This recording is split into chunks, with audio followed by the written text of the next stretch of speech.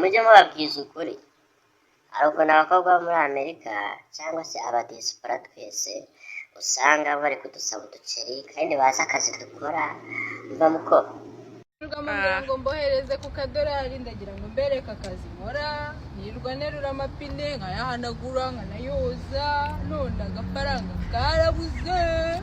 Ndagira ngo mbabwire ngo nanjye munyoherereze kuri Western Union.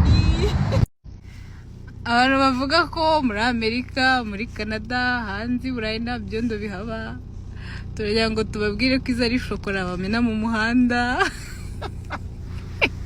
Mukomeze mwizere ko nta byondo na bike bihaba. Noneho reba ikirunga cya shokora, abantu mwumva mukeneye kugashokora. Nimba uzi ko iwanyu mwisigaga amamesa, amavuta y'amamesa mukayisiga, hari ukuntu bayatogosaga akamera nk'ubuto, kamera nk'ubuto bakayisiga cyangwa bakayisigiraho.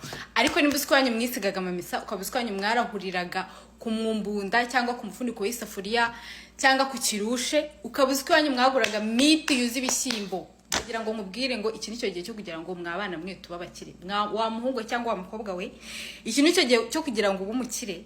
Urumva, ube umukire. Nimba uzi ko ibyo bintu byabagaho, iki nicyo gihe haguruka jya kuba umukire, ndabikubwiye nonaha. Okay, thank you.